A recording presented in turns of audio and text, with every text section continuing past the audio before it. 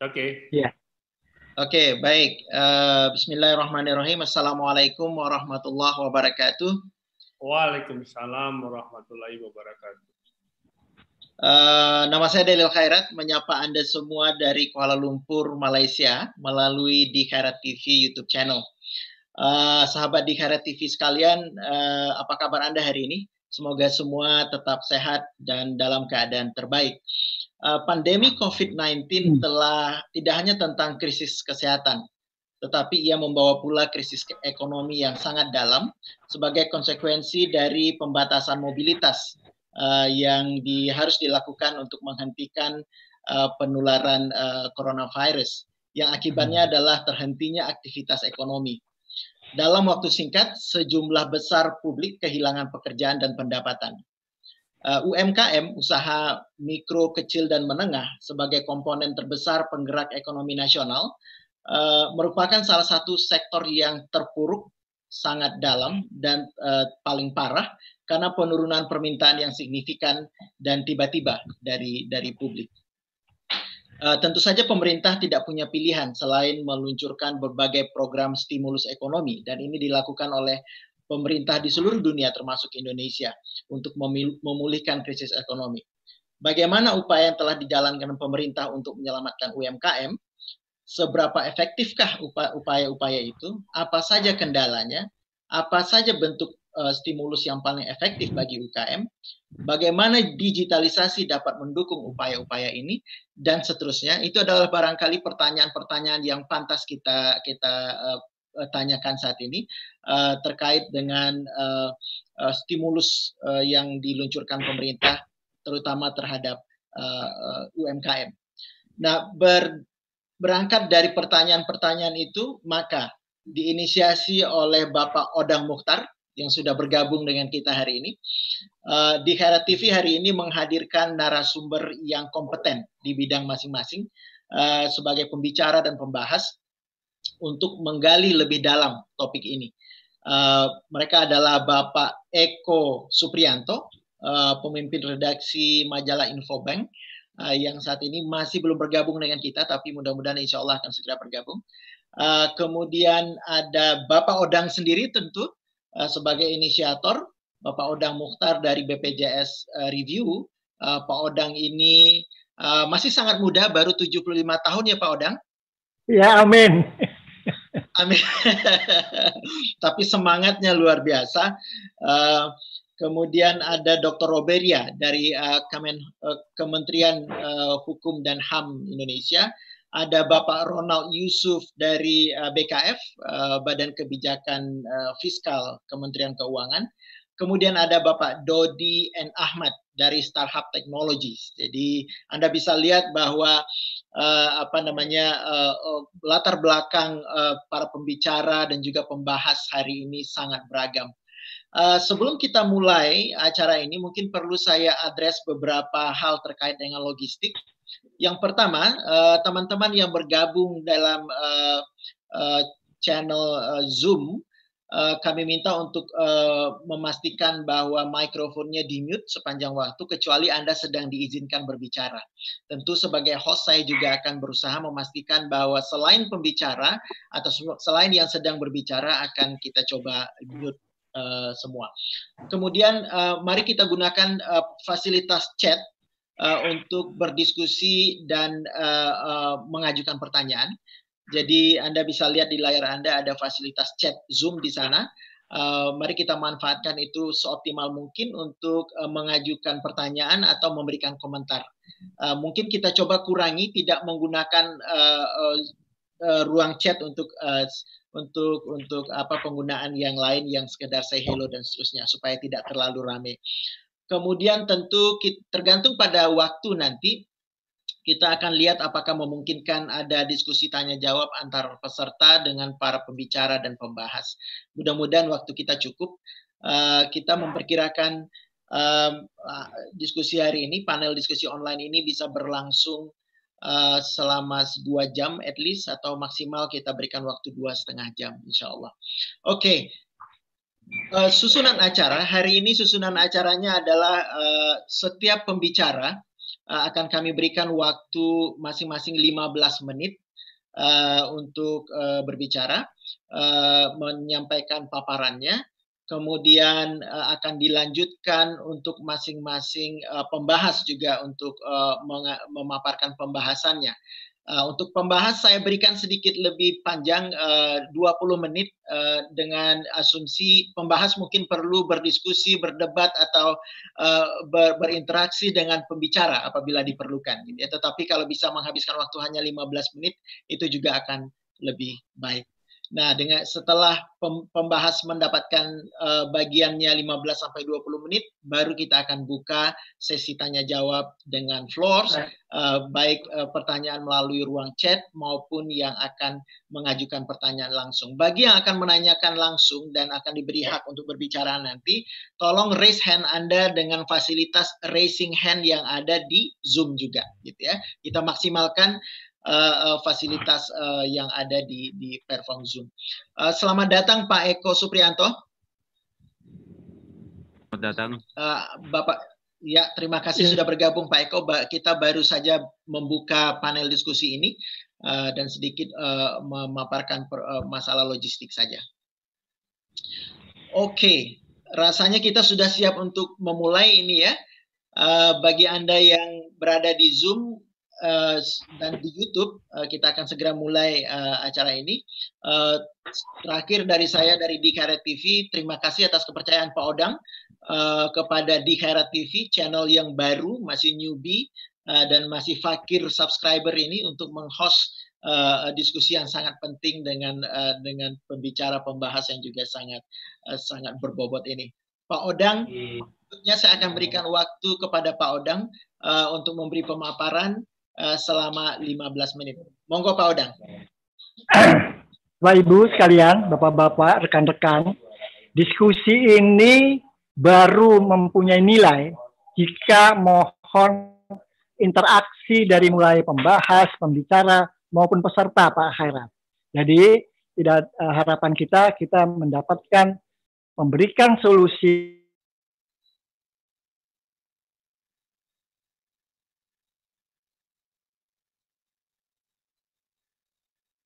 Wah, Pak Odangnya kena mute tuh. Pak Odang, tolong di-unmute, Pak Odang. Baru ada nilainya diskusi kalau ada interaksi dari seluruh peserta. Saya akan mulai. Assalamualaikum warahmatullahi wabarakatuh. Salam sejahtera. Waalaikumsalam. Teman-teman semua yang hadir, yang saya hormati. Tolong, saya mempunyai slide, mungkin hanya 5 lembar. Dengan demikian, harapannya kita bisa berdiskusi mendalam untuk memberikan pandangan kepada pemerintah. Bagaimana slide-nya Pak Khairat? Saya nggak ngerti. Iya, saya bagaimana sharing ini? Ya, sharing. Nah, kita usulkan, oh ini paling belakang itu Pak. Ya, yang muncul. Sebentar Pak, sabar Pak. Iya. Oke, yes. Ya.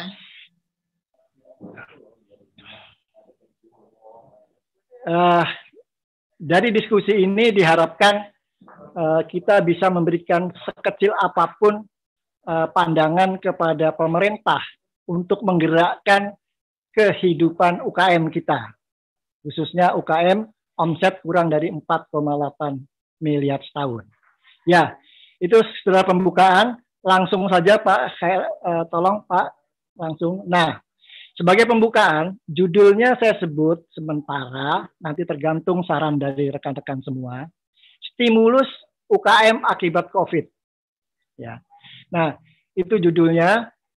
Kalau sekarang yang garis merah, tulisan merah pemerintah sudah memberikan stimulus POJK 11, itu lebih banyak dari sudut kepentingan UKM, semuanya yang bersangkutan dalam menghadapi keuangan.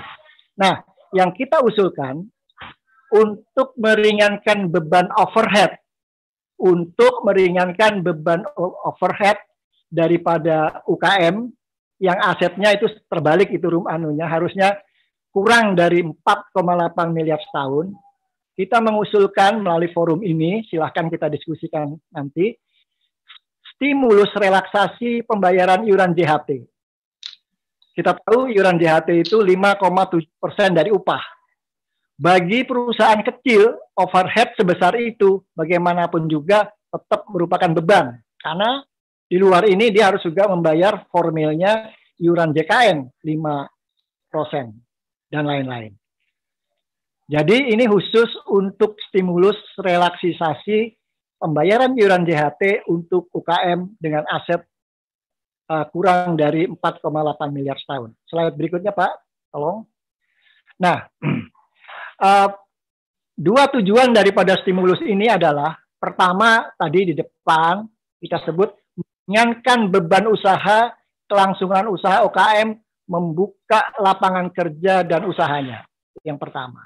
Kemudian memberikan kemudahan kepada UKM tertentu untuk membayar iuran JHT yang besarnya 5,7% dari upah dengan melalui, nah ini mohon betul kritik pandangan dari rekan-rekan, melalui fasilitas pinjaman tanda kutip APBN.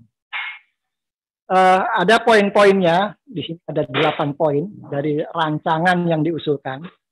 Ujung daripada ini tentu harus melalui peraturan presiden, yaitu pertama, fasilitas pinjaman melalui surat utang negara dengan tujuan khusus sebesar maksimum Pak, 6,8 triliun rupiah dengan asumsi yang saya buat.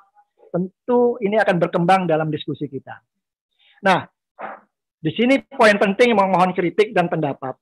Surat utang dengan tujuan tersebut sementara kita sebut surat utang insentif COVID-19 yang diterbitkan oleh pemerintah. Nah, ini idenya antara lain hanya dibeli oleh BP Jam Sostek. Catatan, BP Jam Sostek bukan berarti harus mengeluarkan uang langsung 6,8 triliun. Tidak. Tetapi itu adalah plafon maksimum. Dia bertahap sesuai dengan perkembangan UKM yang mengikuti program. 3, mohon bersabar, ada 8 poin. Poin ketiga, membayar iuran JHT UKM mendapatkan stimulus pinjaman. Artinya, selama setahun iuran JHT buruh UKM yang bersangkutan, dia tidak harus cash out UKM-nya, tetapi dia dapat pinjaman stimulus ini tadi selama untuk setahun. Nah, yang keempat, dana pinjaman stimulus untuk iuran JHT untuk 1 tahun seorang buruh UMK adalah kurang lebih, yaitu kalkulasinya 5,7% dengan asumsi upah 1 juta. Ini upah 1 juta. Kita lihat nanti perkembangan dalam diskusi teknisnya. Kemudian sehingga total setahun mendapatkan 684.000 per tahun per orang. Sehingga untuk 10 juta buruh setahun itu maksimum inilah keluar angka 6,8 triliun tersebut. Yang oleh BPJS, oleh BP Jam Sostek atau mungkin yang lain membelinya secara bertahap. Berikutnya Pak Khairat, mohon izin. Nah, yang keenam, syarat. Ini syarat yang terpikir oleh kami. Syarat UKM memperoleh fasilitas pinjaman. Pertama, omsetnya maksimum 4,8 miliar setahun, bukan 4,7, tetapi omset maksimum 4,7 miliar setahun. Dan ini tercatat di Kementerian Keuangan karena ini dia mendapat pembebasan relaksasi pajak. Nah ini berbeda pandangan saya dengan komentar dari Bappenas. Membayar iuran JKK dan JK. Jadi UKM yang mendapatkan fasilitas ini justru dia harus membayar iuran JKK dan JK. Nanti kita ikuti kalau ada sampai September ada relaksasi ya ikut itu misalkan. 2 terakhir, untuk kebutuhan relaksasi tersebut pemerintah menerbitkan surat utang insentif COVID maksimum, saya sebut berulang-ulang, maksimum 6,8 triliun rupiah. Dengan tenor, ini juga tanda kutip, tentu nanti para ahlinya menghitung apakah cukup 5 tahun, apakah 10 tahun, nanti kita lihat dalam diskusi kita ke depan. Di situ kami ulang lagi, pembeli utamanya adalah BP Jam Sostek secara bertahap, karena BP Jam Sostek juga membutuhkan cash flow-nya saat ini, saat pandemi selama ini. Kedelapan, apakah surat utang insentif ini bisa dibeli oleh badan hukum lain? Inilah subject to be discussed kita. Saya kira slide saya yang berikutnya, Pak Khaira, mohon. Nah, ternyata ada 11, maaf. 12, Pak. 12, oke. Surat utang ini hanya digunakan untuk membayar iuran JHT, jadi tidak boleh digunakan untuk kepentingan lain. Mengapa? Di balik ini dalam regulasinya nanti, itu ada kaitannya dengan kalau gagal bayar dan lain sebagainya. Kemudian yang ke-10, UKM penerima pinjaman mencicil. Nah, dia boleh mencicil selama 3 tahun atas utang yang dia dapatkan dari fasilitas ini. Ini juga subject to be discussed, apakah dicicil mulai bulan ke-9 atau dicicil bulan ke-14 dan seterusnya. Penutup, pelaksanaan dengan dukungan kemudahan aplikasi. Nah, ini sangat penting. Kita akan sangat mengusulkan, nah ini peranan Pak Dodi ini, kita harus membangun sebuah aplikasi akun JHT-mu. Artinya apa? Aktifkan akun JHT-nya. Pendekatan kita bukan seperti selama ini, BP Jam Sostek meminta orang mendaftar. Tetapi kita rubah mindset-nya, mengikuti program JHT itu sebetulnya dia mengaktifkan akun JHT-nya. Jadi ini pendekatan yang berbeda, mungkin nanti Pak Dodi mudah-mudahan bisa memberikan pandangan. Penutup, ada slide di belakang, saya tidak bacakan sekarang. Itu ada beberapa 4 komen, Pak Khairat, itu ada slide berikutnya. Komen dari rekan-rekan yang tertarik pada diskusi kita hari ini, ada 4, tapi nanti kita diskusikan setelah kita mendengarkan pandangan teman-teman sekalian.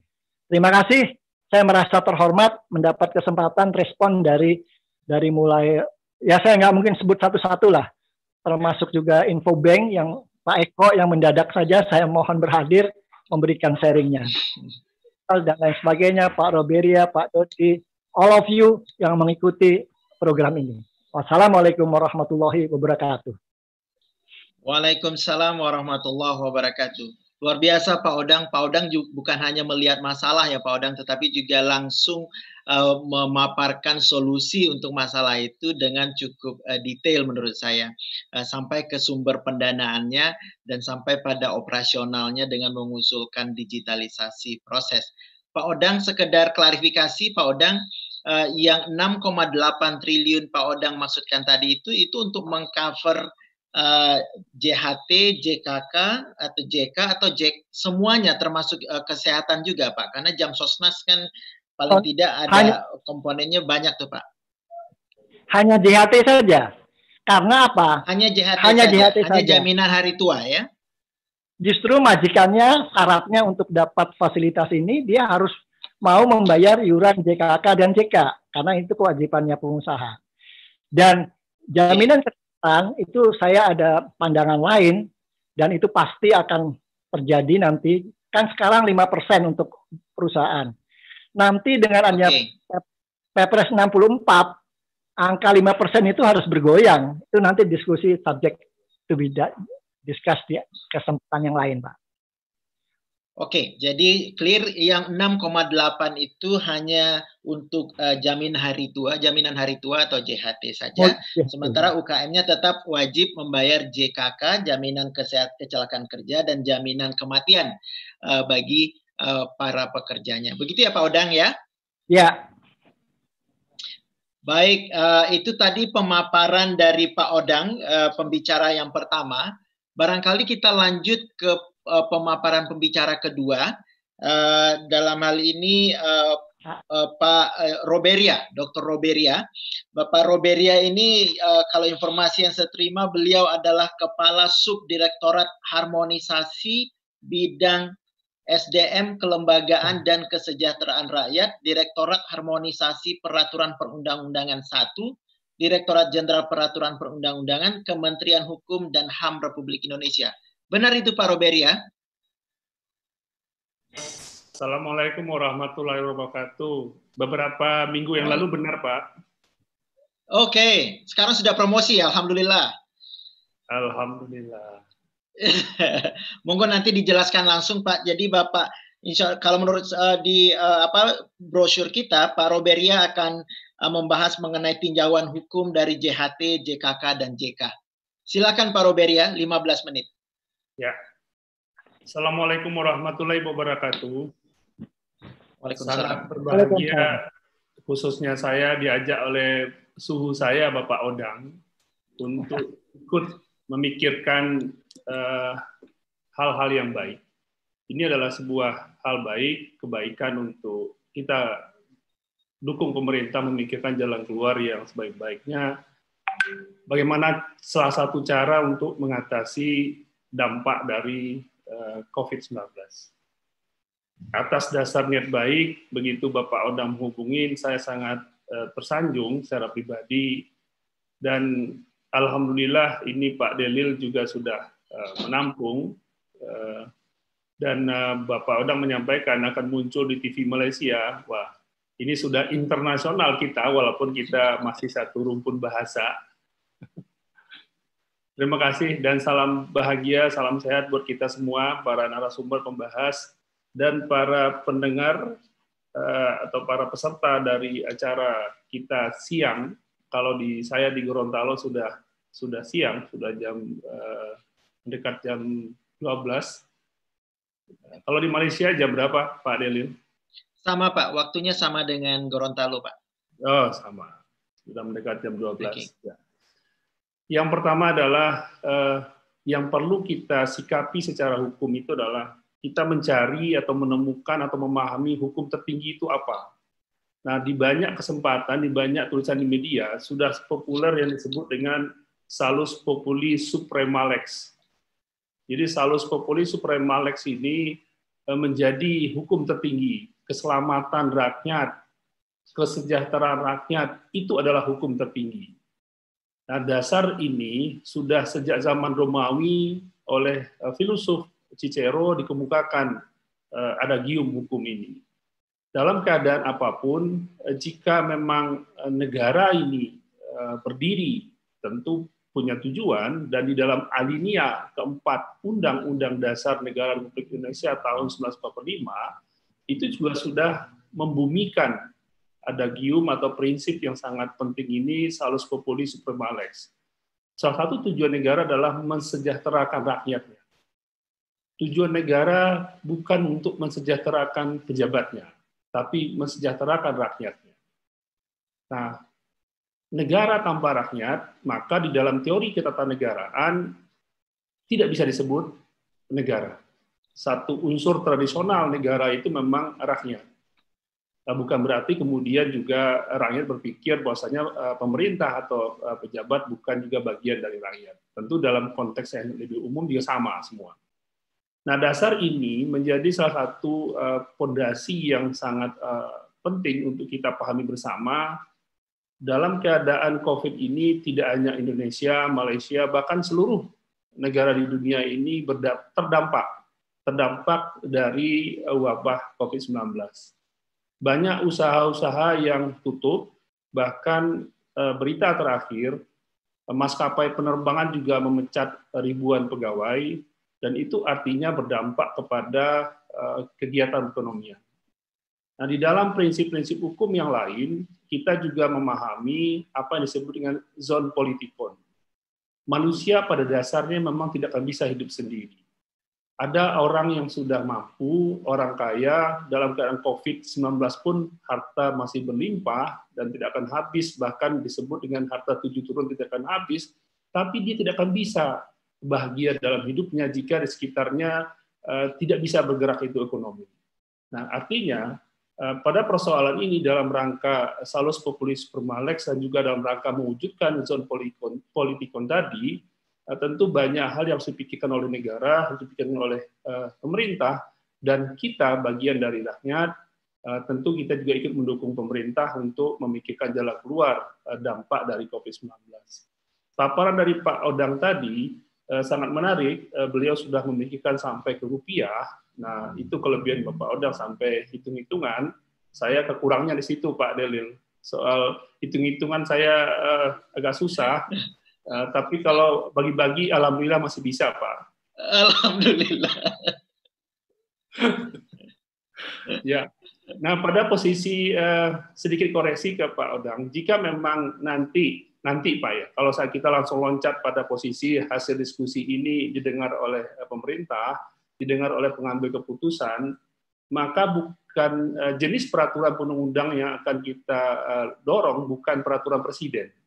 Karena jika stimulus yang diberikan dampaknya kepada iuran jaminan, tadi Pak Odang fokus pada JHT, kemudian kita jangan lupa di dalam sistem jaminan sosial yang dianut di Indonesia ini ada 5 program jaminan sosial. Saat ini ada 5 program jaminan sosial. 5 program jaminan sosial ini dikelola oleh 2 badan. Nah, 1 badan mengelola 1 program jaminan kesehatan dan 4 program dikelola oleh 1 badan lagi, BP Jamsostek. Sebenarnya nama secara normatif ini adalah BPJS Ketenagakerjaan, tapi untuk membedakan dengan BPJS Kesehatan, maka untuk yang 4 program JKK, JKM, JHT, dan JP, itu dikelola oleh BP Jamsostek.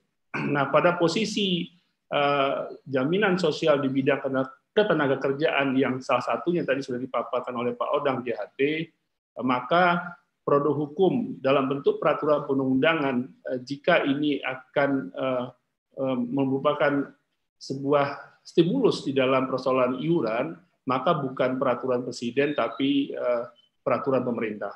Karena memang Undang-Undang 40 itu sudah menentukan dengan tegas terkait dengan iuran 4 program ini yang memang harus dengan peraturan pemerintah. Nah, menariknya, yang tanda tangan peraturan pemerintah memang juga presiden. Jadi kalau tersebut oleh para narasumber atau siapapun disebut peraturan presiden, tentu nanti akan diluruskan pada jenisnya adalah peraturan pemerintah. Memang kalau dilihat sepintas antara peraturan pemerintah dengan peraturan presiden, bedanya apa? Karena dua-duanya ditandatangani oleh presiden. Bahkan undang-undang pun ditandatangani oleh presiden. Namun di saat memang ini mendapatkan hal yang baik, hasil yang baik, maka produk hukumnya adalah peraturan pemerintah. Ini koreksi sedikit, Pak Oda. Kemudian pada posisi relaksasi atau stimulus kita pada posisi relaksasi arahnya kepada iuran, saat ini pemerintah Republik Indonesia sudah menyelesaikan harmonisasi rancang peraturan pemerintah tentang relaksasi iuran, 4 program tadi. Nah, untuk JHT memang tidak menjadi bahan untuk direlaksasi. Pertimbangan dari hasil-hasil rapat, ada hal-hal yang memang tidak begitu mudah kalau kemudian kita tidak siap dengan segala data-data dan konsekuensi dari relaksasi untuk JHT. Nah, pada kesempatan kali ini menjadi menarik, Pak Odang mengangkat pada sisi jaminan hari tua atau JHT untuk relaksasi atau stimulus ekonomi. Tentu ini akan melengkapi 3 program lagi yang sudah direlaksasi.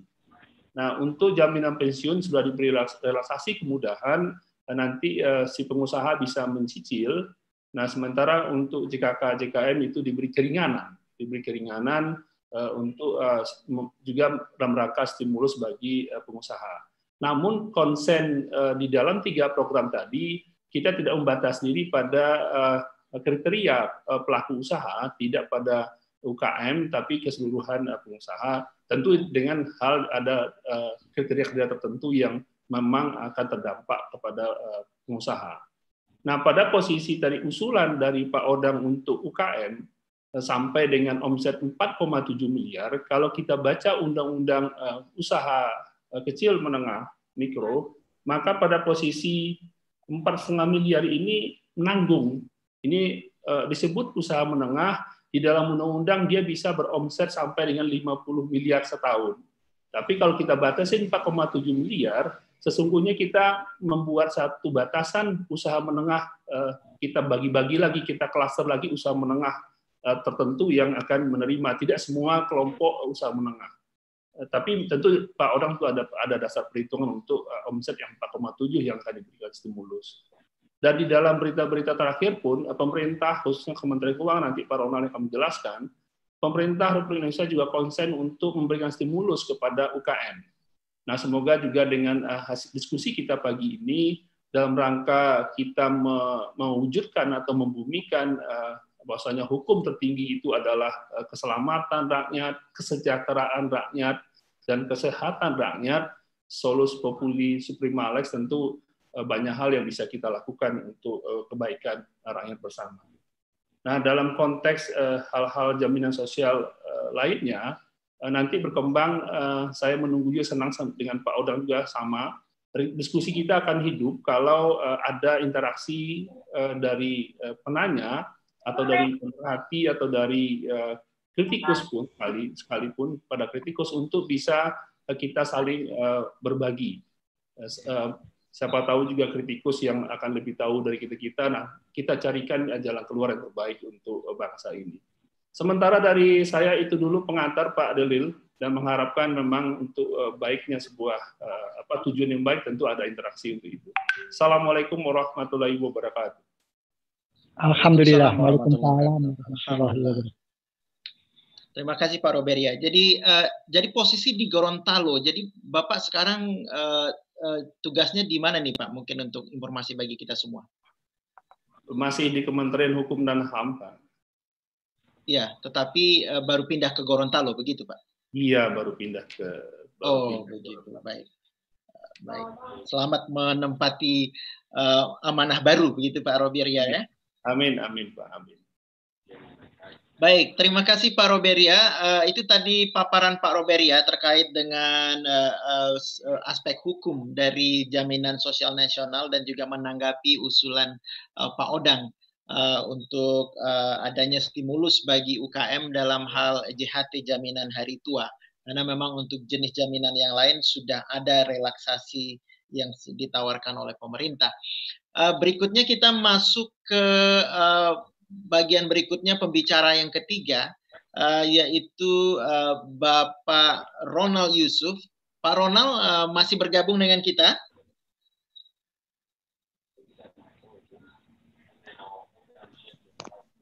Pak, saya baru sampai rumah. Kalau boleh di slip satu orang dulu, Pak. Oke. Pak Supri, Pak Eko. Ya, mungkin ya kalau begitu kita langsung ke pembahas dulu ini. Yang pembahas pertama barangkali Pak Eko dulu. Pak Eko, bagaimana Pak Eko? Pak Eko Supriyanto dari Infobank.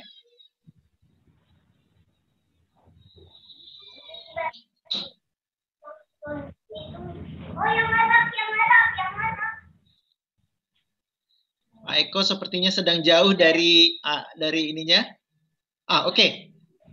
Pak Eko, mungkin bisa Pak Eko dulu membahas paparan dua pembicara tadi, mungkin dari sisi mana saja sebagai posisi Pak Eko di media perbankan dan keuangan, tentu banyak aspek yang bisa Pak Eko lihat. Silakan masuk Pak Eko. Ya, baik, terima kasih moderator. Saya merasa terhormat diajak diskusi seperti ini, meskipun ini diskusi yang saya yang paling sedikit pesertanya, ini 15 orang cuma. Biasanya banyak ya. Ini 15 orang, jadi kayak privat ya. Tapi mudah-mudahan disiarin dengan YouTube, walaupun di Malaysia yang lihat juga makin banyak ya. Baik, ide yang dikemukakan oleh saya tidak ingin banyak membahas bahwa problem COVID-19 ini adalah problem kesehatan dan juga masuk kepada problem keuangan. Nah, problem keuangan itu ditandai dengan beberapa penurunan ekonomi. Tahun 2020 diperkirakan negatif sekitar 5%, dan ini jauh lebih kecil dari Malaysia. Malaysia diperkirakan akan sekitar 13% negatifnya. Jadi kita masih agak bersyukur. Singapura sekitar 8%. Nah, untuk itu ada beberapa langkah yang dilakukan oleh pemerintah. Ekonomi turun, kemudian akan berdampak ke sektor keuangan. Nah, yang dimaksud oleh Pak Odang tadi adalah bagaimana kita menghidupkan sisi UMKM. Saya ingin bercerita tentang bercerita tentang krisis itu sendiri. Tahun 98 yang terkena adalah negara, sektor UMKM menjadi sokok guru ekonomi Indonesia. Kemudian 2008 sektor korporasi itu juga terjerembab karenanya ada Amerika yang susah, yaitu subprime mortgage dan kita krisis, dan UMKM masih bisa bertahan. COVID-19 2020 itu sisi UMKM yang terkena duluan, baru kemudian sektor korporasi, dan tentunya barangkali mudah-mudahan amit-amit jangan sampai ke sektor keuangan atau perbankan. Kalau masuk situ agak lebih berat. Nah, Bapak Ibu sekalian, mengomentari daripada Pak Odang tadi, idenya menarik buat saya. Menariknya adalah bagaimana memberi tambahan nafas bagi UMKM yang dikaitkan dengan JHT. Itu idenya. Nah, ide ini akan menarik lagi, tetapi sayangnya pandemic bond, istilahnya surat utang negara dengan underlying yang dengan pandemi COVID ini sudah tidak dilakukan lagi atau dilanjutkan pemikiran lagi oleh Ibu Sri Mulyani. APBN tidak lagi mengeluarkan pandemic bond. Jadi pandemic bond itu sudah dikubur oleh Kementerian Keuangan. Nah, terus apa yang dilakukan oleh negara? Tadi Pak Odang mengatakan ada 6,8 triliun penerbitan bond yang akan dibeli oleh BP Jam Sostek. Dari sisi uang, BP Jam Sostek tidak menjadi masalah, ya kan? Tapi surat utang ini siapa yang harus terbitin, gitu kan? Underlying-nya apa? Nah, kalau saya membaca pikiran Pak Odang, underlying-nya tadi adalah UMKM yang dengan JHT, jaminan hari tua tadi. Nah, pemerintah sekarang, posisinya sekarang, pemerintah kalau kita lihat posisi sekarang, anggaran pemerintah di dalam program pemulihan ekonomi itu sudah banyak dilakukan. Anggarannya adalah 403,75 triliun. Itu anggaran yang akan dilakukan untuk pemulihan ekonomi. Nah, UMKM sendiri sudah mengalami program restrukturisasi sekitar 725 triliun. Itu artinya sudah lebih 55% dari portfolio daripada kredit UMKM yang 1.200 triliun. Artinya itu sudah sekitar 55% daripada kredit. Nah, studi mengatakan sekitar 30-50% UMKM yang mengalami masalah itu tidak bisa hidup kembali. Nah, untuk itu ide dari Pak Odang bagaimana menghidupkan UMKM. Nah, idenya tadi dikaitkan dengan penerbitan bond BPJSTK tadi. Tetapi ide ini sebenarnya tentang menghidupkan kembali, pemerintah sudah berpikir bagaimana memberikan suku bunga rendah di dalam UMKM ini, bagaimana UMKM ini mendapatkan program yang jangka panjang. Artinya, UMKM problem sekarang ada dua. Yang pertama, cash flow-nya terganggu. Yang kedua adalah sulit membayar utang, pinjaman bank. Untuk itu, untuk menghidupkan kembali, itu adalah bagaimana UMKM ini bisa hidup dengan tambahan modal baru. Nah, saya punya angka, beberapa data yang menurut saya menjadi sangat menarik.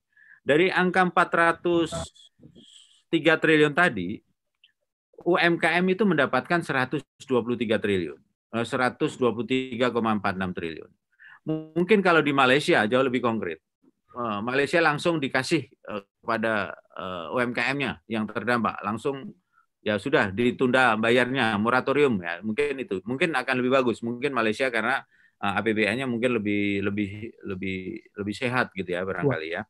Nah, tetapi UMKM dari 123 triliun tadi itu akan pemerintah itu untuk memberi subsidi sekitar 35,28 triliun itu subsidi. Kemudian penempatan dana untuk restru itu ada sekitar 78. Jadi kalau bank melakukan restru kesulitan duit, maka bank akan mendapatkan uang atau tambahan sekitar 78 triliun. Kemudian untuk penjaminan, nah ini menarik Pak Odang. Jadi bagi mereka tidak perlu lagi menerima bond, tapi dia bisa mendapat penjaminan untuk mendapatkan modal kerja. Jadi misalnya Jamkrindo atau Askrindo itu menjamin kredit. Itu penjaminan itu sekitar 1 triliun. Kemudian dibebaskan dengan PPH. Pembiayaan untuk LPDP. Jadi itulah yang diberikan kepada UMKM. Nah, kemudian sudah dilakukan beberapa untuk korporasi, misalnya untuk 53 triliun, penempatan dana restru padat karya, kemudian penanaman modal negara, kemudian talangan investasi untuk modal kerja. Jadi kayak Garuda, kereta api, kemudian Perumnas, PPA mendapatkan tunjangan-tunjangan dana-dana talangan. Itulah kira-kira di dalam di dalam insentif yang diberikan oleh pemerintah di dalam program pemerintah tadi.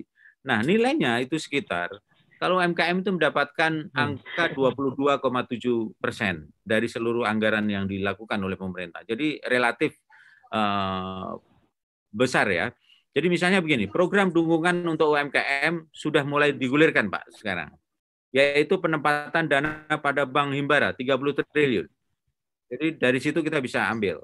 Subsidi bunga kur Pak, bank penyalur telah mulai menyampaikan.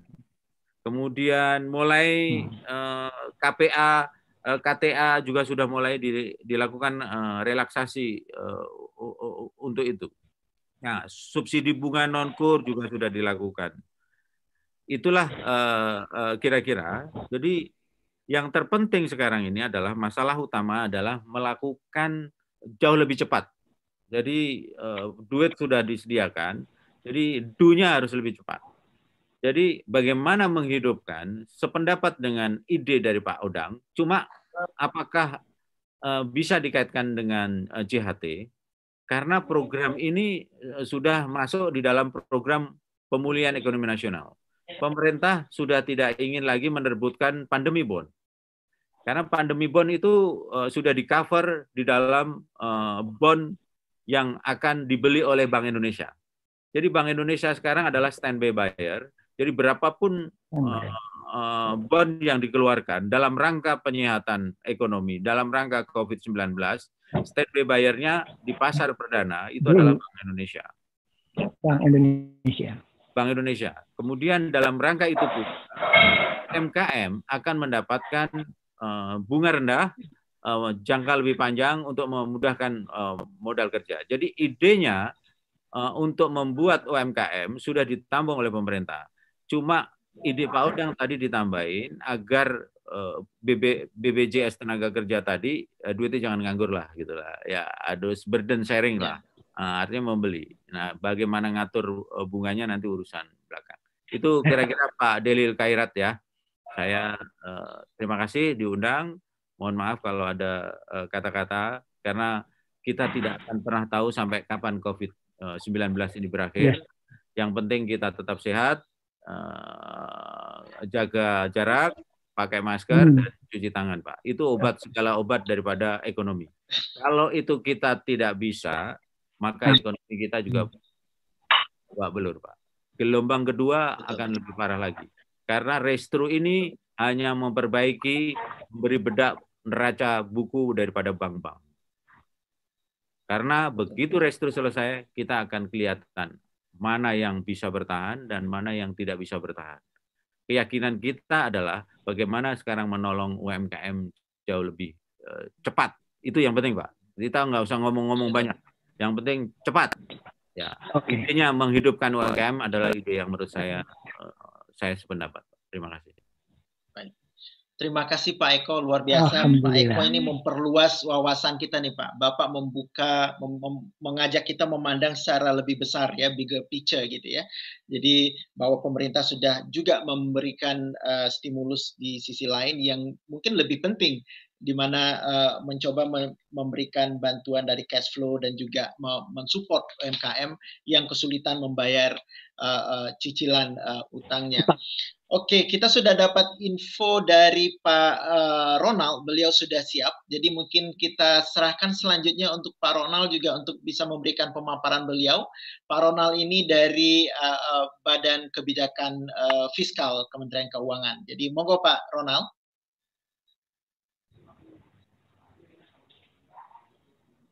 Makasih. Tolong di-unmute lagi Pak. Ya, Oke. Makasih Pak Khairat dan Bapak Ibu sekalian. Mohon maaf juga nih, tadi baru ngambil buku anak, ini baru pulang sampai rumah. Saya terima kasih juga nih, sebentar saya share.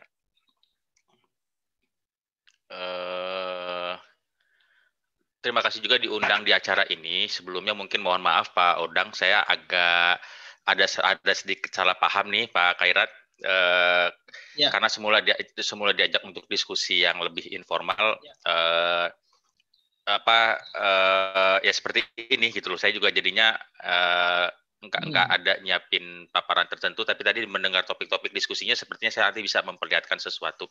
Tadi sudah disampaikan banyak oleh Pak Eko, dan terima kasih Pak Eko sudah mempermudah saya nih, karena memang seperti itu Pak Khairat dan Bapak Ibu sekalian. Pak Odang izin, pemerintah memang menghadapi situasi yang seperti sekarang ini kan memang agak beda ya dengan yang sebelum-sebelumnya tadi sudah disampaikan oleh Pak Eko juga. Boleh saya share screen Pak Khairat? Oh, silakan Pak, sebentar saya buka akses ya Pak, sebentar Pak. Ya. Memang bisa dicoba sekarang Pak. Krisis-krisis tahun, ya makasih Pak, krisis-krisis tahun sebelumnya itu kita lebih ini ya, UMKM ini malah penyelamat seperti tadi yang Pak Eko sampaikan. Dan yang sekarang ini Bapak Ibu memang fokus pemerintah ini jangankan untuk kita berpikir untuk tumbuh ya Bapak Ibu. Sekarang ini fokusnya kita dalam mode survivor kita nih, survival lah. Pokoknya bertahan hidup dulu. Dan ini rincian biaya penanganan COVID-19 yang masuk dalam program pemulihan ekonomi nasional, termasuk di dalam sini ada program pemulihan ekonomi nasional, totalnya itu 695 triliun, tapi ini beberapa seperti kesehatan ini memang ada alokasi sendiri sekitar 87,55 triliun. Ini kelihatan ya Pak Khairat ya? Ya, kelihatan Pak. Kalau bisa diperbesar lebih bagus lagi. Coba slideshow. Pakai slideshow. Ya, ya. Nah, ini mungkin tadi yang Pak Eko sampaikan. Ini yang biaya pemulihan. Kalau kita sering mendengar pennya itu yang ini Bapak Ibu. Memang saya ya enggak ikut mendalami ini Bapak Ibu, Pak Odang izin, makanya kalau memang tadinya kita ada acara yang lebih formal, saya bisa mengusulkan ada rekan saya di BKF yang lebih memahami detail dari angka-angka ini, juga lebih memahami latar belakang kenapa ditetapkan untuk tiap-tiap seperti ini dengan besaran seperti ini. Jadi kayak di sini kayak ada subsidi bunga, penempatan dana untuk restru. Jadi benar sekali apa yang tadi dikatakan Pak Eko. Saat ini kita lebih mendukung, membantu UMKM ini karena mereka umumnya biaya-biaya kos terbesar mereka itu adalah cicilan mereka ke bank. Lalu modal kerjanya mereka. Nah, itu yang kita mau coba support dari pemerintah. Bagaimana mereka kita beri keringanan untuk baik cicilan pokok maupun bunga itu kita perkenankan, kita kerjasama juga dengan OJK, diperkenankan untuk diadakan restrukturisasi sehingga mungkin dimundurin Bapak Ibu, tadinya jatuh temponya katakan 3 tahun lagi, kita perpanjang jadi bisa sampai 5 tahun lagi. Ada juga subsidi bunga, penempatan dana kepada bank-bank tadi karena kita minta Bapak bank itu tolong kalian restrukturisasi pinjaman-pinjaman UMKM ini, kan mereka nggak juga butuh likuiditas, baik mulai dari operasional perbankannya, kalau nanti misalkan nasabahnya lagi mau menarik dana, ya itu perlu likuiditas mereka. Itu kalau memang karena dampak dari mereka melonggarkan cicilan pokok maupun bunga ke nasabah mereka yang UMKM, itu pemerintah akan ada menempatkan dana. Juga ada tadi untuk menggerakkan lagi ketika sebenarnya ada jenis-jenis usaha yang di masa pandemi ini pun masih bagus gitu loh. Tapi karena tadi umumnya perbankan juga akan memberikan nilai risiko yang lebih tinggi di masa-masa seperti sekarang, kita bekerja sama dengan lembaga penjamin, kita bayari dulu kayak apa premi penjaminannya. Ini untuk memberikan keyakinan tertentu kepada bank supaya mereka mau memberikan kredit baru kepada UMKM. Ini angka-angkanya Pak Odang, Bapak Ibu sekalian, ini bisa saya share di sini. Nah, kalau terkait yang saya mau izin langsung terkait yang tadi Pak Odang sampaikan, yang usulan mengenai yang JHT, Pak, ini memang perlu kita lihat lagi ya Pak Odang ya. Itu kalau dari beban JHT itu kan 5,7, sebenarnya itu sekitar kalau nggak salah 3%-nya itu pemberi kerja, 2,7-nya pekerja ya Pak Odang ya. Jadi praktis kalau untuk beban pekerjanya sendiri sebenarnya di besaran 3%. Nah, kita mungkin bisa lihat ini lagi nih Pak Odang, dengan dana kita tuh nggak banyak sekarang ini. Ini kita masih penuh dengan keterbatasan. Ini saja pun pemerintah punya biaya program-program seperti ini, kita sedikit mengubah undang-undang yang ada. Kemarin tuh dan saya memberikan dari beberapa saya nggak mau membandingkan dengan presiden-presiden sebelumnya, tapi Pak Jokowi termasuk yang berani ketika dilihat selama ini di Undang-Undang Keuangan Negara, Bapak Ibu, defisit kita itu nggak boleh lebih tinggi dari 3% PDB kita. Nah, itu kalau dipakai angka itu, kita nggak bisa keluarin biaya-biaya seperti ini. Makanya kemarin kita buat Perpu. Nah, ini sekitar 6,4 kalau nggak salah, saya lupa persisnya. Jadinya sekarang dengan angka-angka ini nantinya defisit kita tuh jadi sekitar 6, sekian persen. Dan di dalam Perpu yang sekarang sudah menjadi undang-undang itu juga diamanahkan nanti mulai tahun kalau nggak salah 2022 itu kita mulai kembali lagi ke 3%. Aturan ini diperlukan Bapak Ibu agar kami di Kemenq dan juga kita semua disiplin. Kalau kita terlalu jor-joran di sekarang, kasihan nanti anak cucu kita. Nah, selama ini kami di Kemenq itu sangat memperhatikan rambu-rambu tadi. Defisit tiap tahun yang nggak boleh lebih dari 3%, dan rasio utang kita terhadap PDB kita nggak boleh lebih dari 60%. Itu kita jaga banget. Nah, balik lagi ke tadi ke Pak Odang, kalau kami melihatnya di pemerintah, ini yang lebih diperlukan oleh UMKM. Kalaupun nanti ada inovasi-inovasi lain yang bisa meringankan beban mereka, tentu kami terbuka seperti yang kita bahas selama ini terkait tadi sudah disampaikan oleh Pak Roberia, iuran JKK, JKM, JP itu ada relaksasi yang sekarang sepertinya nggak akan lama lagi itu akan ditetapkan oleh Presiden. Nah, terkait yang tadi lagi yang usulan Pak Odang, kalau saya ditanya ya Pak ya, tentu itu akan ada tambahan biaya Pak ya, tambahan biaya sekitar 6,8 triliun di tengah belanja-belanja sudah besar seperti ini yang itu menurut saya kita lihat plus minusnya nanti nih Pak Odang. Sebenarnya cukup kalau saya pribadi ya Pak, sebenarnya kalau kita nggak mau perlu ada tambahan biaya, JHT ini kan untuk nanti manfaat di hari tua ya Pak Odang ya. Sedangkan kita perlu sekarang survive dulu kita perlu survive dulu nih, gimana caranya kita bertahan di masa-masa sulit seperti ini. Nah, kalau saya sebenarnya di awal-awal tuh pernah mengusulkan bagaimana kalau kita tunda saja iurannya JHT ini, sama seperti yang program jaminan pensiun. Cuma yang repotnya dengan ketentuan yang ada sekarang Pak Odang, masyarakat itu atau bukan masyarakat, peserta boleh ngambil JHT kapan saja ketika mereka ketika mereka resign itu sudah bisa ngambil. Nah, ini yang repot. Kalau kita mau tunda, sementara klaimnya nggak kita rem, ini kan sebenarnya kan praktek seperti ini melanggar undang-undang.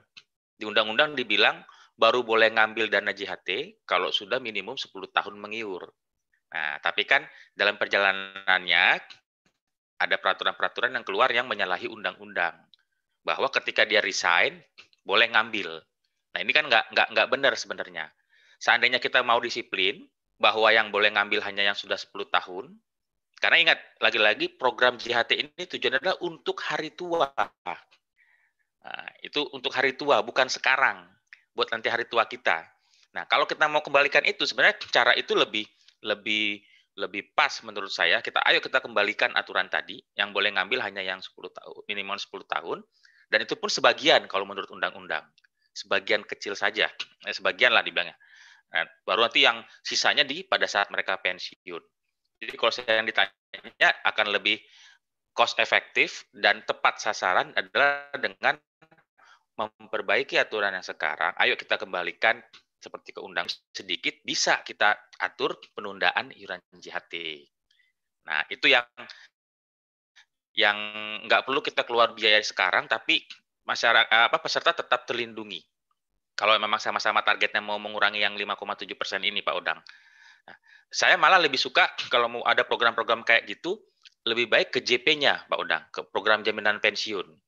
Karena kalau program jaminan pensiun itu, sempat kita beberapa bulan nggak bayar, nanti secara keseluruhan dia nggak patuh membayar sebanyak 80%, menurut peraturan, dia nggak dapat yang bulanan, nggak dapat yang manfaat bulanan, dia langsung dapat yang manfaat lamsam.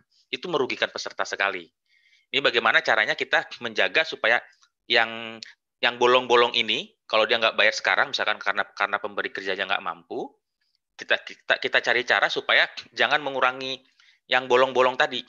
Nah, makanya kan kalau kebijakan yang sekarang, kita boleh tunda selama beberapa bulan ke depan. Nah, selama penundaan itu dianggap nggak bolong. Nah, itu yang sekarang, Pak Odang. Nah, ini yang akan memberikan perlindungan ke mereka nanti di hari tua nanti nih. Nah, kalau sekarang menurut saya, si pegawai pun akan merasa gua nggak dipecat aja, penting buat mereka. Ini makanya tadi ya Pak Odang ya, kita punya keterbatasan, kita nggak punya uang yang berlimpah. Jadi uang yang ada itu kita pakai sebaik mungkin untuk sasaran-sasaran yang memang seprioritas mungkin. Tadi gimana caranya kita mengurangi yang pengurangan penghasilan, dirumahkan tanpa gaji, bahkan sampai dipecat. Itu yang sampai di PHK, itu yang kita prioritaskan sekarang.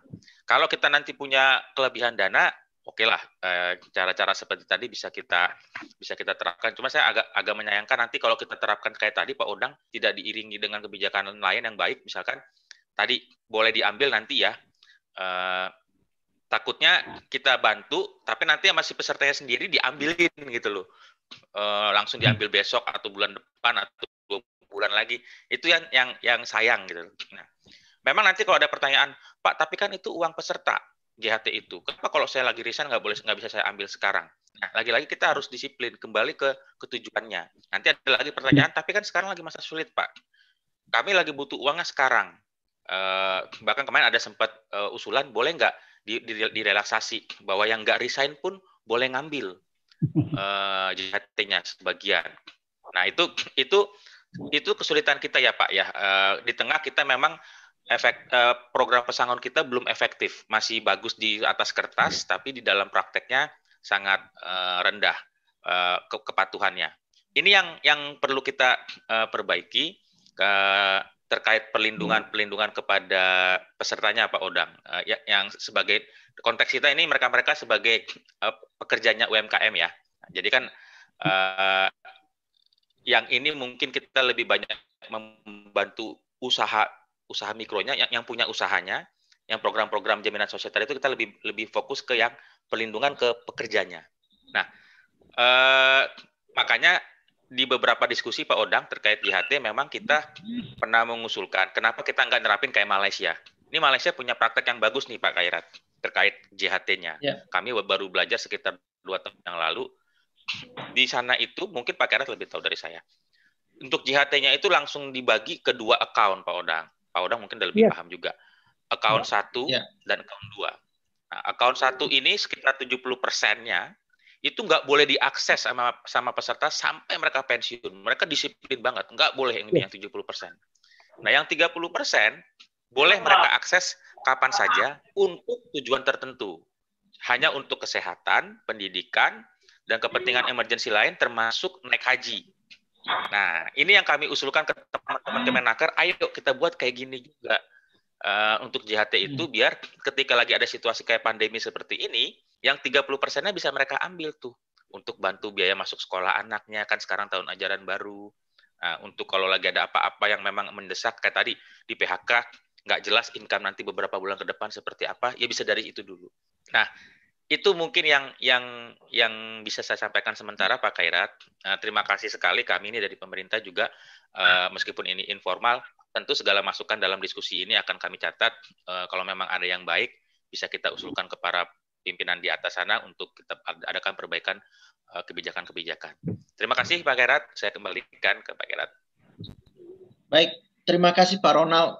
Paparan Anda juga sangat baik sekali dan memberi insight yang semakin luas bagi kita di dalam diskusi ini. Juga ada benang merah yang saya lihat antara Pak Ronald dengan Pak Eko, bahwa sebenarnya pemerintah sudah memikirkan banyak aspek stimulus akibat COVID-19 ini, dan keduanya Pak Eko dan Pak Ronald juga sama-sama menyentuh masalah operasional, artinya terkait cepat atau tidaknya dana ini bisa disalurkan, itu lebih penting menurut Pak Eko tadi. Kemudian Pak Ronald menyentuh masalah bahwa bagaimanapun kepatuhan pengiur di tempat di negeri kita juga masih belum maksimal. Jadi ini luar biasa nih. Nah, ini membawa kita ke pembahas kedua, Pak Dodi N. Ahmad. Pak Dodi ini orang IT, dan mungkin ini cocok untuk melanjutkan pembahasan terkait dengan operasional dari jaminan sosial ini, atau mungkin ada sisi lain yang ingin Bapak sentuh. Pak Dodi, saya serahkan kepada Anda sekarang 15 menit sampai 20 menit maksimal, Pak. Oke, selamat siang. Terima kasih Bapak-Bapak dan Ibu. Terima kasih kesempatannya. Mungkin saya tidak cukup panjang sampai 10-15 menit, tapi inti-intinya saja. Dari pemberitaan tadi, jadi memang khususnya terkait JHT dan yang lain-lain, pemerintah ini kan saat ini pun BP Jam Sostek sangat kesulitan untuk menarik katakanlah UMKM untuk bergabung. Disiapkan aplikasi mobilenya dan segala macam, tapi sifatnya hanya untuk mendaftar gitu loh. Nah, kita kalau memang ini ada kesimpulan dari sini bahwa mengatakan stimulus ini harus diberikan, kita harus ciptakan satu aplikasi yang memudahkan mereka untuk bergabung gitu loh. Teknologi sudah sangat memungkinkan. Terlihat sekali pada saat ini di era-era pandemi ini, seperti kita lihat bagaimana ini seperti ada acara Zoom ini dan segala macam, bahwa peranan teknologi informasi tersebut sangat-sangat penting dan betul-betul bisa membantu beberapa hambatan-hambatan yang dihadapi. Nah, jadi sekarang terkait dengan yang tadi, jadi bagaimana JHT ini memang tadi tidak usah ditarik dengan harus 10 tahun dan segala macam, tapi bagaimana menarik agar setiap perusahaan atau setiap UMKM mau mendaftar, karena dia ini bukan mendaftar, mau bergabung, aktifkanlah JHT-mu misalkan gitu. Ternyata kalau saya aktifkan JHT ini, saya mendapat pinjaman sekian dan sekian dan sekian. Jadi intinya saya cuma ingin mengatakan, menggarisbawahi peranan teknologi di era yang sangat sulit ini sudah sangat tidak bisa ditunda-tunda lagi. Itu saja mungkin Pak Herat. Baik, terima kasih Pak Dodi. Itu saya bisa konfirmasi dari pengalaman saya di Malaysia, Pak Dodi. Jadi Malaysia salah satu yang membuat mereka cepat sekali melakukan recovery tumbuh adalah karena data mereka sudah sangat terintegrasi dan teknologi mereka juga cukup advance. Jadi seperti yang diceritakan oleh Pak Ronald tadi, bahwa misalnya dari JHT di Malaysia dibagi 2 account, dan account yang kedua itu yang bisa digunakan untuk selain pensiun nantinya, memang saat ini dipersilahkan digunakan oleh publik untuk diambil untuk keperluan apa saja. Karena memang pemerintah memahami bahwa banyak yang kehilangan pekerjaan atau usahanya tidak berjalan sebagaimana mestinya. Dan itu bisa dilakukan karena teknologi, Pak. Jadi semua sudah tercatat dengan baik, dan transaksi melibatkan perbankan dan juga seperti jam sostek di kita itu, atau di sini disebut sebagai EPF, Employees Provident Fund, itu juga sudah sangat canggih. Jadi dana itu segera cepat cair dan cepat bisa digunakan oleh pemakainya. Baik, terima kasih Pak Dodi. Jadi dengan demikian semua pembicara dan 2 orang pembahas telah memaparkan pokok pikiran mereka. Banyak hal yang bisa kita catat dari masing-masingnya. Mungkin untuk memulai diskusi, saya akan kembalikan ke Pak Odang ini sebagai inisiator dari diskusi ini. Bagaimana Pak Odang melihat poin-poin yang disampaikan oleh 2 pembicara lain dan 2 pembahas tadi, Pak Odang? Mungkin ada yang perlu ditanggapi oleh Pak Odang? Ya, ya, alhamdulillah sudah terdengar. Ya, sudah. Alhamdulillah, terima kasih. Terima kasih banyak atas saran pandangannya yang justru membuka kotak Pandora kita. Ada 3 poin dari mulai dari rekan-rekan yang sangat berharga tadi, perbankan, hukum, terakhir Pak Dodi, dan juga dari keuangan. Pertama, ini saatnya kita membalas budi baik UKM. Oke, balas budi, pemerintah sudah mengucurkan 25,8 subsidi triliun tadi, 25% dari sekian dan seterusnya. Tapi itu mengucurnya diutamakan kepada UKM-nya langsung maupun melalui perbankan. Nah, yang saya usulkan, poin pertama ini, kalau istilah Pak Eko kita harus bergerak cepat, itu ini ide yang diusulkan, mudah-mudahan kita diskusikan lebih jauh, bahwa bukan hanya untuk meringankan beban overhead UKM untuk bangkit. Karena dia tidak harus menanggung 5,7% saat ini. Tetapi juga membangun spirit daripada buruh-buruh UKM. Jadi ini beda sekali dengan yang sudah digelontorkan oleh pemerintah. Pemerintah itu lebih banyak kepada yang kita sebut UKM-nya, pengusahanya, meringankan cicilan. Ini 2, meringankan overhead, sehingga dia lebih bisa bergulir. Kedua, buruhnya bangkit semangatnya, dalam kondisi susah, dia memiliki saving plan. Itu semangat yang akan kita bangun. Itu yang pertama, Pak. Yang kedua, saya sangat memperhatikan saran pandangan dari rekan-rekan di depan tadi. Aspek legal, jelas kita akan mengikuti prosedur, karena ini kan nggak bisa langsung kita eksekusi, harus naskah akademiknya dan lain sebagainya. Dan untuk itu, kita semua insya Allah pasang badan untuk menyusunnya. Artinya apakah Perpres ataukah PP. Nah, kembali soal kemampuan keuangan. Kita menurut saya sangat paham untuk mengeluarkan 6,8 triliun surat utang negara dengan tujuan khusus, Pak Ronald, mungkin sangat sulit sekarang meyakinkan Ibu Menteri Keuangan. Akan tetapi, kalau dilihat format rancangan poin-poin yang saya usulkan, ini uangnya tidak langsung keluar 6,8 triliun.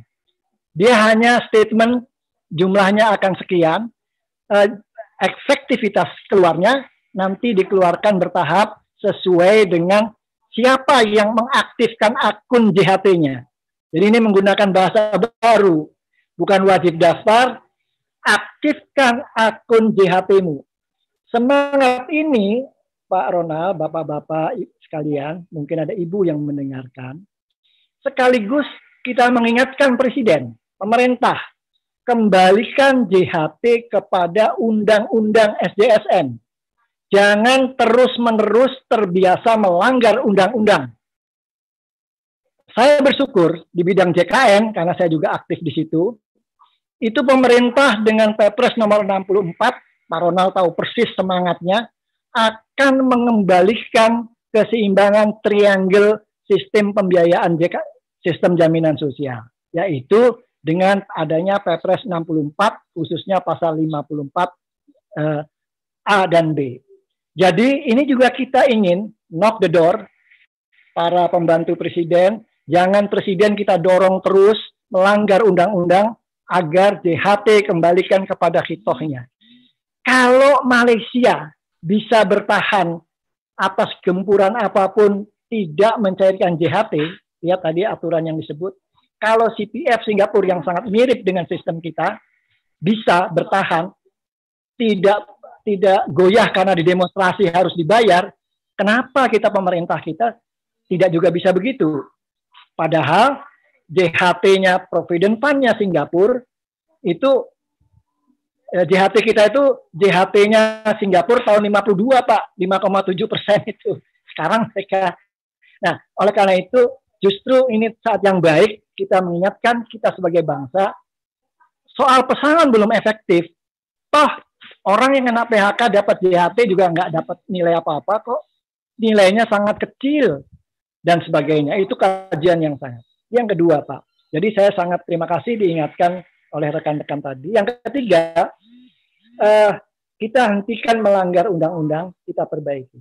Yang ketiga, itu dari catatan sementara saya, let's kita diskusi. Ini bukan semata-mata dari sudut kacamata cash flow keuangan negara saja. Dalam praktek, ini sekarang di DPR sedang berlangsung hearing. Mengapa sih serapan klaimnya Kementerian Kesehatan itu kecil? Ternyata biangnya diantaranya, Pak Ronald, klaim COVID itu hanya efektif 30-40% sampai Juli tanggal 3. Artinya apa? Akibatnya anggaran 87 triliun termasuklah anggaran COVID itu terhambat oleh verifikator. Benar, mereka harus bekerja baik, tetapi bukan semena-mena melihat secara itu. Poin yang saya ingin lihat, Pak Ronald, kalau 87 triliun itu tidak keluar, berarti kita bisa ngaturlah sedemikian rupa untuk ide agar bangkit buruh UKM ini, dia memiliki JHT, walaupun itu ngutang, tanda kutip. Tentu nanti ada beberapa komen dari di ujung melalui WA ke saya tadi malam. Bagaimana setelah dia ikut program ini, dia dapat pinjaman untuk 1 tahun iuran JHT-nya, dia tidak berlanjut. Oke, kita bisa atur sedemikian rupa dalam peraturan pelaksanaannya nanti. Saya tidak berpanjang lebar karena saya betul-betul mohon masukan dari teman-teman. Artinya kita diskusi yang mendalam, itu lebih bagus. Terima kasih Pak Khairat. Terima kasih Pak Odang, luar biasa. Jadi ini Pak Odang memajukan atau mengajukan proposisi yang baru ini, bahwa UKM yang sudah sangat kuat dan membantu kita di krisis-krisis sebelumnya, saatnya kini kita membalas budi kepada UKM, karena UKM seperti juga dijelaskan dibayar dengan budi. Seperti dijelaskan juga oleh Pak Eko tadi, bahwa justru di krisis COVID ini yang terkena duluan adalah UKM, yang di 2 krisis besar sebelumnya justru menjadi penyelamat ekonomi. Jadi ini memang diskusi yang sangat filosofis dan sangat fundamental begitu ya. Saya menerima message dari Pak Eko. Pak Eko mungkin tidak bisa berlama-lama dengan kita karena beliau juga ada jadwal ngajar setelah ini. Jadi monggo Pak Eko, terima kasih banyak sudah bersama kami dan memberikan masukannya yang juga sangat berarti bagi diskusi dan usulan dari Pak Odang tadi. Oke, kita lanjut ke diskusi ini. Kalau dari pembicara lain, baik Pak Ronald, Pak Dodi atau Roberia, ada tanggapan nggak dari sejauh ini, baik dari Pak Odang atau dari poin-poin yang diberikan oleh pembicara yang lain. Silakan kalau ada.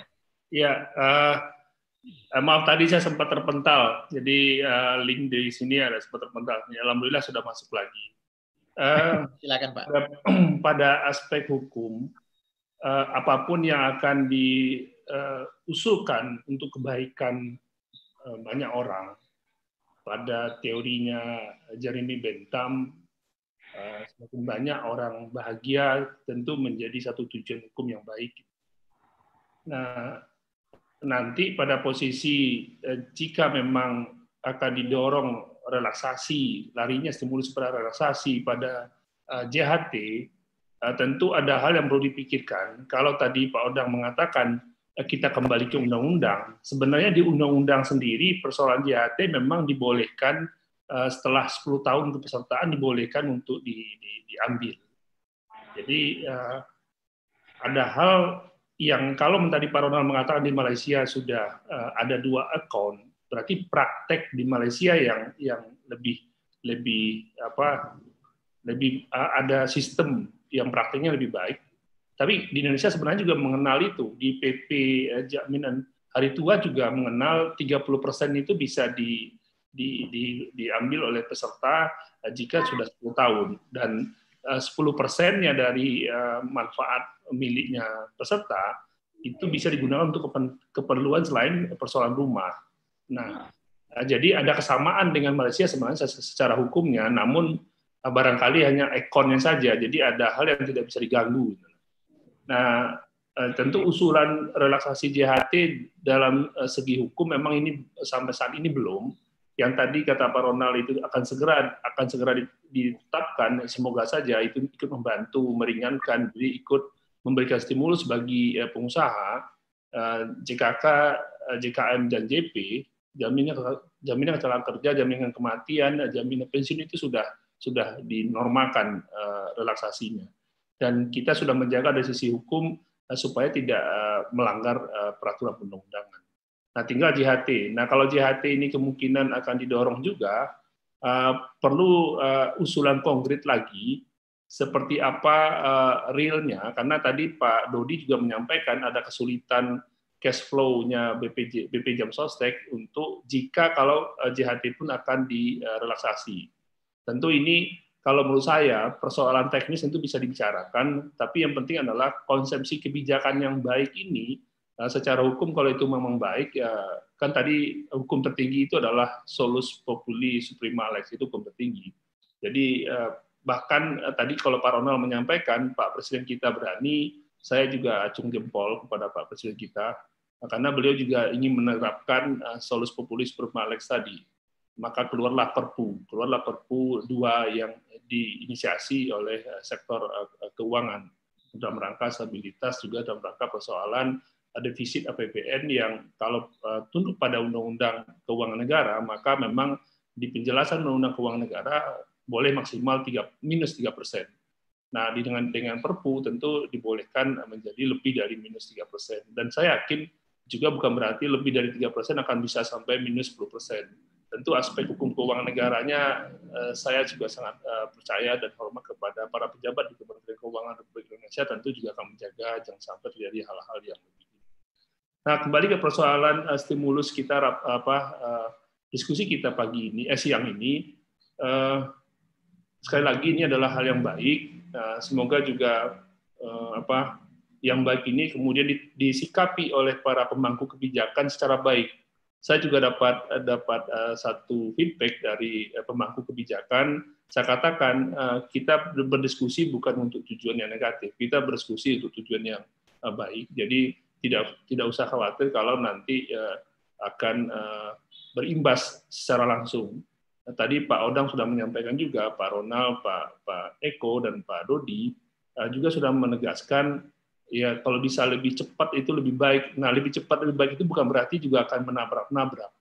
Jadi saya masih percaya sistem pembentukan kebijakan di negara Republik Indonesia masih baik, masih ada lapisan-lapisan yang akan menyaring sehingga beberapa hal yang dikhawatirkan tidak cepat pun bukan berarti itu adalah memperlambat, bukan, dan bukan berarti juga hal yang cepat juga akan menabrak peraturan undang-undang.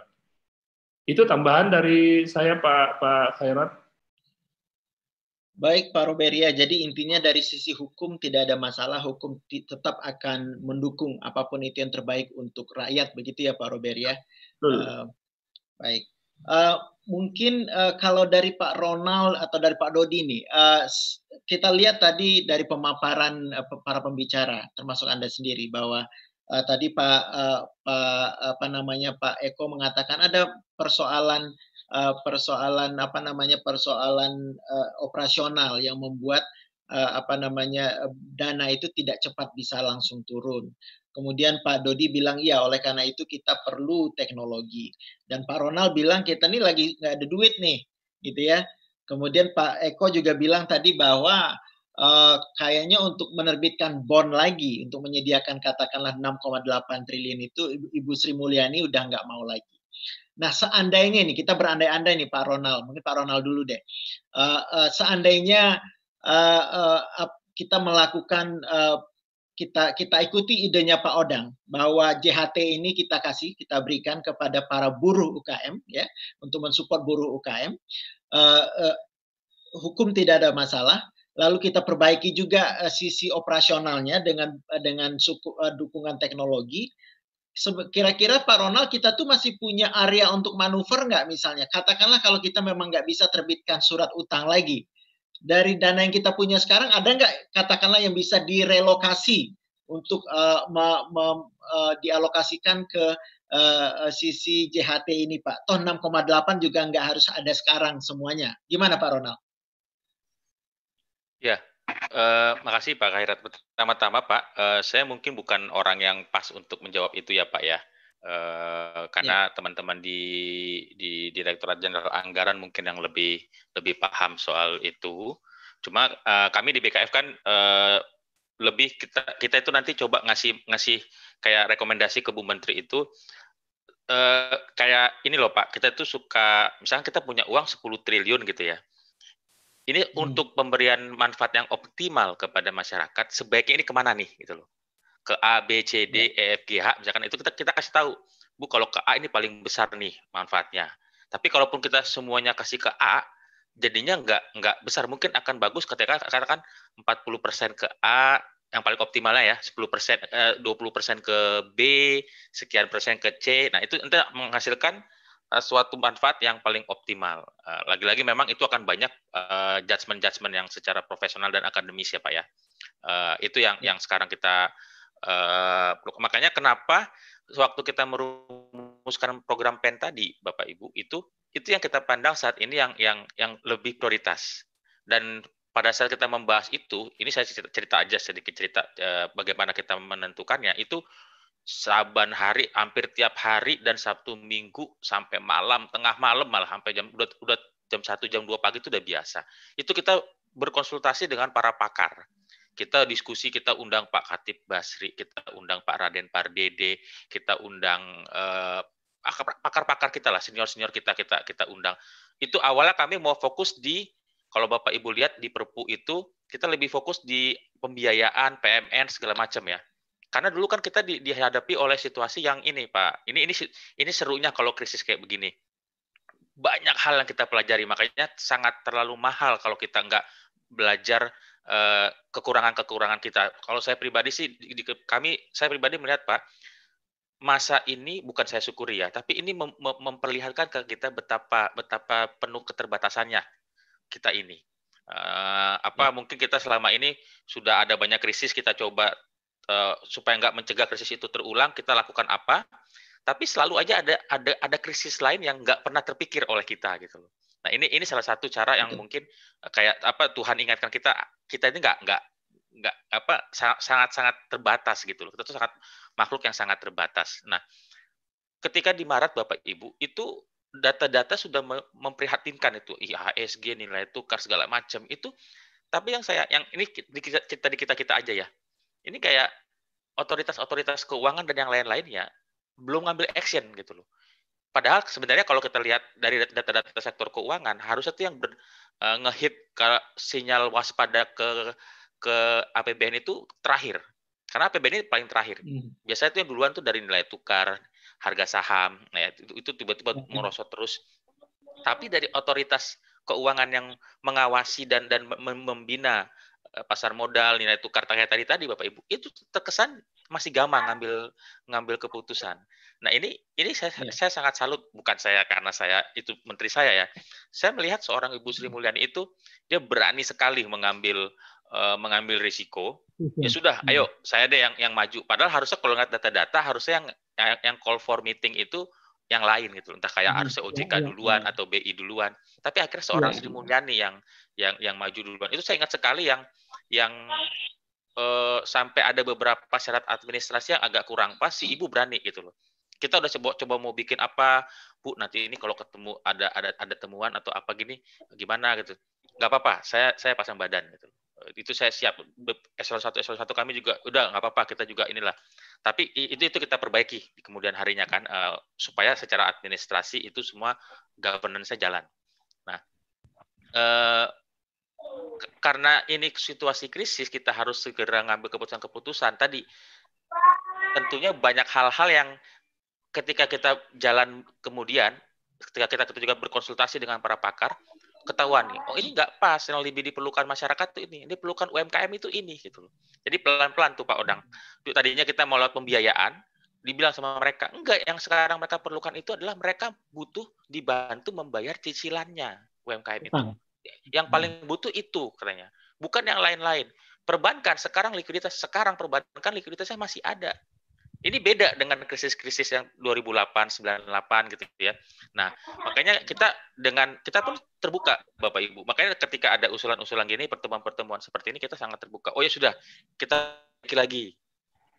Dan kami sangat bersyukur teman-teman kita di parlemen pun sangat mendukung. Itu Perpu langsung jadi undang-undang ya Pak Roberia ya. Nah, jadi kalau nanti ditanya lagi apakah masih ada ruang, Pak Khairat, saya seperti Pak Eko tadi, dan saya paham sekali ke betapa marahnya atau gemasnya Pak Presiden ya. Kita sudah lelang surat utang dengan saya bisa bilang itu kita cari timing yang pas. Kita termasuk ketika kita melelang surat utang dalam bentuk dolar Bapak Ibu, itu kita dapat sekitar bunga 3-4% yield-nya ya. Itu saya bilang tuh timingnya kita termasuk yang paling pas. Nggak lama kemudian setelah kita, itu Arab Saudi itu melelang butuh yield yang lebih tinggi dari itu. Bayangkan sebuah negara seperti Arab Saudi yang selama ini kita kenal berlimpah, punya uang banyak, akhirnya mereka pun harus mengeluarkan surat utang. Dan kita masih dapat timing yang bagus, dapat bunga yang yield yang nggak terlalu besar menurut saya. Itu kita syukuri juga. Nah, lagi-lagi tadi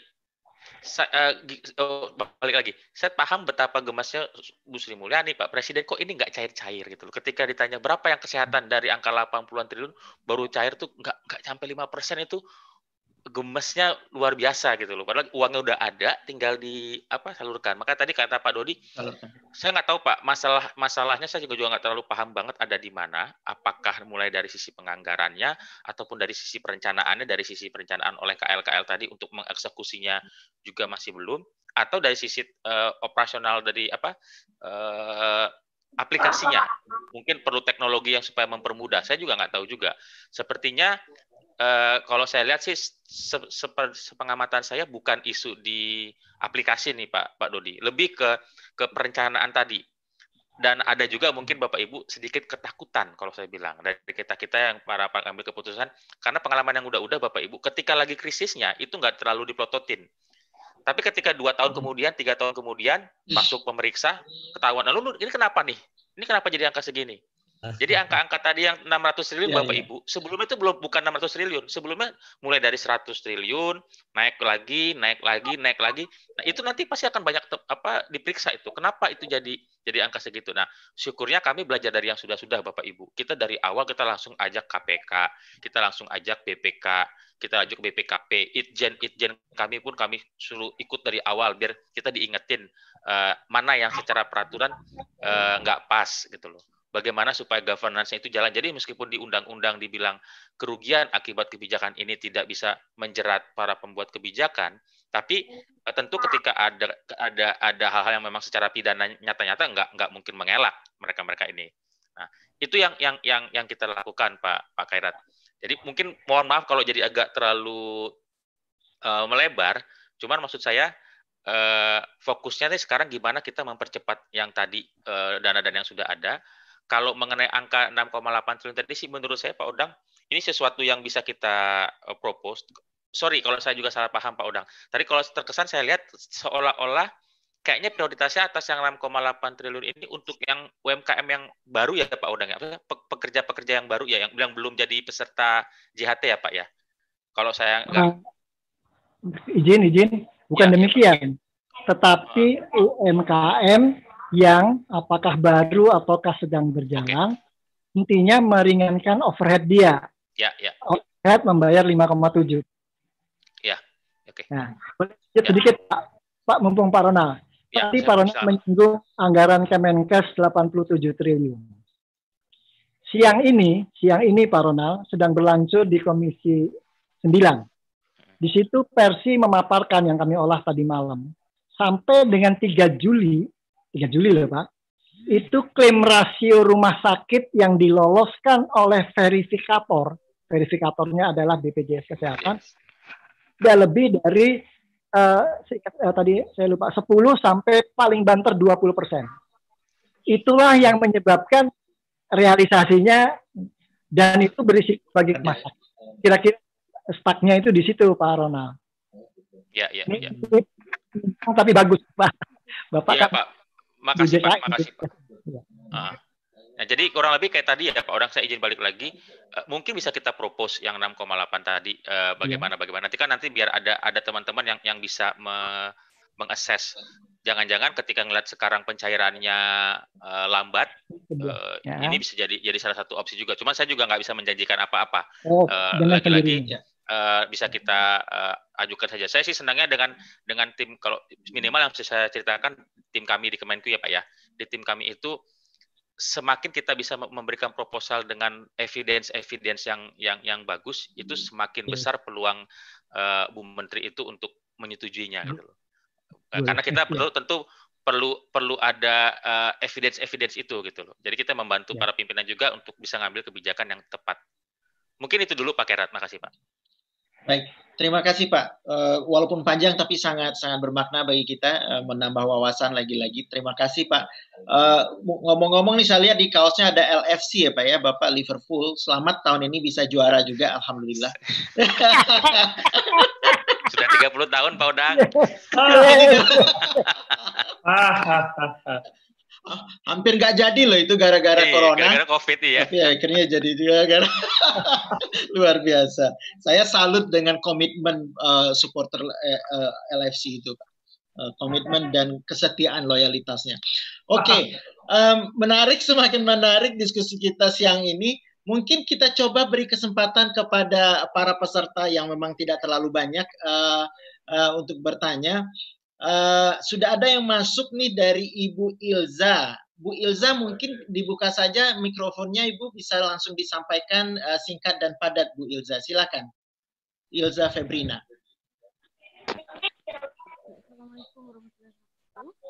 Waalaikumsalam. Terima kasih atas waktunya. Selamat siang Bapak-Bapak semua. Ini Pak, saya mau bertanya terkait RKS. Mungkin tidak mengenai apa tadi? Kurang jelas Bu Ilza, mungkin suaranya di... Ya, ini saya menanyakan tentang UMKM, tetapi tidak mengenai JHT JKK. Terkait dengan stimulus daripada bantuan kredit, pelonggaran kredit ya untuk debitur. Ini Pak, saya mau menanyakan kalau misalkan debiturnya meninggal pada saat COVID, sementara kan untuk kita mendapatkan restrukturisasi itu harus menandatangani surat-surat dan persyaratan tertentu. Sementara debitur udah meninggal, kemudian dari banknya memberikan info bahwa tidak ada kebijakan dari OJK gitu. Dan mereka masih meminta tanggung jawab kepada ahli waris. Sementara kita sendiri kan sebagai ahli waris tidak bisa untuk memberikan menjalankan kewajiban karena kondisi juga tidak memungkinkan gitu Pak. Apakah betul tidak ada aturan daripada OJK gitu Pak untuk debitur yang sudah meninggal pada saat COVID ini, tapi dia meninggalnya bukan karena COVID gitu. Jadi mohon penjelasan kepada Bapak Eko mungkin ya, atau Bapak. Pak Eko sudah tidak di ruangan lagi Bu Ilza. Dengan Bapak siapa saya bisa mendapatkan mungkin Pak Ronald bisa bantu kali. Pak Ronald mungkin bisa memberi jawaban. Ini situasinya debiturnya meninggal tetapi diminta terus untuk membayar cicilan. Begitu ya kurang lebih Bu Ilza ya? Ya, itu kan dikenakan kepada ahli waris. Sementara kan kita ahli waris ya kalau misalkan kondisinya normal kita bisa ya, tapi kan kita pengen juga ada bantuan seperti debitur yang lain, relaksasi atau restrukturisasi, misalkan penangguhan satu tahun kemudian gitu, 1 tahun ini kita tidak bayar. Katanya kendalanya tanda tangannya nggak bisa karena debiturnya meninggal. Jadi kita katung selama beberapa bulan gitu Pak. Jadi kita termasuk juga dikenakan denda juga jadinya gitu. Mohon Bu Ilza posisi di mana Ibu Ilza? Lagi di Indonesia. Ibu Ilza di Indonesia ya? Oke. Yeah. Alright. Pak Ronald mungkin bisa memberikan masukan atau wawasan untuk situasi yang dihadapi oleh Ibu Ilza? Ya. Makasih Pak Ilza. Makasih juga untuk pertanyaannya. Dan semoga nanti masalahnya juga cepat sorry internet saya lagi nggak stabil nih. Setahu saya kalau kita mengambil kredit di perbankan, ini mungkin yang akan lebih tepat menjawab teman-teman OJK ya Pak ya. Setiap kita ngambil kredit itu tuh untuk debiturnya itu ada sudah ada salah satu komponen biaya itu untuk asuransi jiwa. Jadi ketika si debiturnya meninggal itu jadinya malah waive kan, udah nggak perlu membayar lagi, nanti tinggal mengajukan nanti si banknya akan mengajukan klaim ke si asuransinya, biasanya seperti itu. Memang akan berbeda kalau misalkan kreditnya atas nama si suami, atas nama istri, sementara si suaminya misalkan yang meninggal, tentu istrinya tetap harus membayar kewajiban tadi. Tapi kalau atas nama si peminjamnya dan si yang nama bersangkutan itu yang meninggal, itu biasanya salah satu syarat itu Pak, salah satu syarat dia harus ada itu. Tapi saya nggak tahu untuk kasus Bu Ilza ini seperti apa waktu lagi mengambil kreditnya. Kalau memang seperti itu, sebenarnya syarat yang selama kami bahas sih sebenarnya nggak banyak ya Pak. Kalau selama sebelum COVID si nasabahnya termasuk dalam kolektibilitas 1 dan 2, artinya itu bisa dibilang tuh kolek 1, kolek 2 itu adalah ya rajin membayar lah, telat nggak pernah telat membayar kewajibannya. Tapi ketika di COVID dia jadi telat, itu memenuhi syarat. Itu memenuhi syarat yang untuk boleh dibantu, boleh mendapat bantuan tadi, bantuan subsidi bunga dan mendapatkan restrukturisasi. Lebih detail lagi, memang itu nanti akan ada kebijakan-kebijakan bank yang khusus ya Pak. Itu diatur oleh OJK. Saya nggak bisa bicara banyak di situ. Kayak begitu sih Pak. Tapi kalau memang sudah seperti tadi dan juga nggak dapat keringanan, mungkin nanti bisa disampaikan ini. Kami ini di BKF sudah cukup sering dapat penerusan dari Bu Menteri, surat-surat pengajuan ke Bu Menteri dari UMKM yang mereka kan sudah mendengar cerita ini Pak ya, berita ini banyak yang sudah mendengar, tapi kok kami nggak dapat gitu loh. Ketika kami ajukan, kami nggak dapat.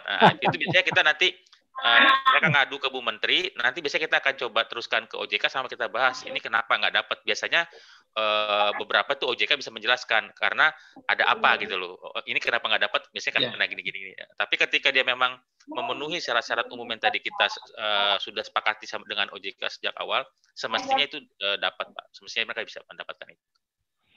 Ya, Pak Ronald, sekarang adunya bukan ke Bu Menteri, tapi ke Pak Khairat. Ya ini bisa dilanjut. Luar biasa ini. Ya ini lagi-lagi kita kembali ke isu implementasi operasional verifikasi yang tadi juga sudah kita sentuh beberapa kali ya Bapak-bapak ya. Jadi bisa kita lihat memang di lapangan itu tidak semudah yang kita bayangkan, banyak hal yang memang kita perlu perbaiki dan kita improve begitu. Termasuk di situasi yang dihadapi oleh Ibu Ilza tadi. Mungkin masih ada barangkali kalau peserta yang berada di Zoom, kalau masih ada pertanyaan atau komentar, kami persilakan. Selain Ibu Ilza, saya lihat ada beberapa orang pelaku UMKM juga tuh di sana.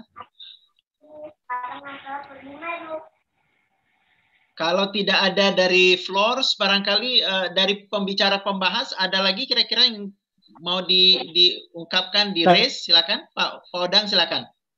Ya. Izin Pak Khairat, Bapak-bapak, rekan-rekan, saya minta tolong slide yang terakhir, Pak. Karena ini bukan suara saya. Slide terakhir ini bukan, tapi titipan tadi malam yang minta diangkat di forum ini. Slide terakhir. Oke, saya sekarang sharing screen. Mudah-mudahan bisa kelihatan. Slide berikut, Pak. Slide berikut. Sebentar. Slide berikut. Nah, ini. Jadi ada 4 poin tadi malam yang disampaikan melalui WA ke saya karena nggak bisa ikut hadir.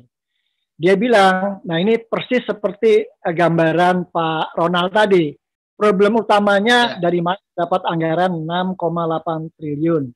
Tetapi tadi dari bahasan Pak Ronald, ini kan dinamis, kita bisa lihat. Apalagi 6,8 triliun itu tidak cash out seketika, tapi bertahap keluarnya sesuai dengan perkembangan program ini kalau bisa disetujui oleh pemerintah tentu saja. Tadi sarannya Pak Roberia minimal harus peraturan pemerintah. Jadi ini udah ya dapat penjelasan tadi. Kedua, untuk PBU ini dia menjelaskan Bappenas itu sudah merancang PBI untuk JKK JKM. Nah, ini komentar saya, PBI model seperti ini menurut hemat saya tidak membangun dignity. Artinya dia akan menjadi model JKN, menerima bantuan. Saya sependapat program yang oleh Bappenas ini, Pak Rona, kalau ini merupakan insentif. Jadi kalau dia ikut JHT, dia boleh dapat program ini. Tapi dia duduk nongkrong bla bla bla dapat program ini. Hemat saya bukan itu tujuan Undang-Undang SDSN. Saya ingat betul presentasinya Pak Ronald berkali-kali. Kita menggunakan model contributory di Undang-Undang SDSN karena tax system kondisi tax kita, tax ratio kita sangat tidak memungkinkan OBRA memberikan sesuatu secara cuma-cuma dari APBN. Jadi ini masukan Pak Ronald, kalau Bappenas ingin mengusulkan ini, yes, tapi sebagai syarat, dia syaratnya baru dapat pembebasan PBI, JKK, JKM kalau ikut JHT dan seterusnya. Ketiga, ini ada juga disampaikan ide memberikan stimulus kepada UKM masalah terkait dengan pihak yang akan memberi. Oke. Ini tadi sudah kita bahas panjang lebar menurut saya bahwa ini tentu saja berkaitan dengan situasi dan kondisi yang akan memberi itu maksudnya ini Bu Sri Mulyani mau apa enggak begitu loh. Nah, Bu Sri Mulyani pasti saya mempunyai keyakinan dan beliau kenal betul apa itu JHT waktu masih di UI menjabat sebagai lembaganya UI, lembaga manajemen UI. Beliau membuat studi bagaimana peranan JHT pada waktu itu kalau dilaksanakan dengan baik, yaitu memupuk dana jangka panjang secara non-inflatuar. Jadi kalau usul kita sejalan dengan pola pikir itu, saya yakin Pak Ronald, beliau akan mudah kita knock the door beliau. Yang terakhir, ini juga titipan, yang perlu dipikirkan adalah keberlanjutan pembayaran iuran. Nah, maksud dia, kalau setelah dapat bantuan iuran, terus dia tidak berlanjut, misalkan bangkrut atau apa, oke? Makanya tadi Pak Ronald tadi penting banget mengingatkan kita, kembalikan JHT kepada Undang-Undang SJSN.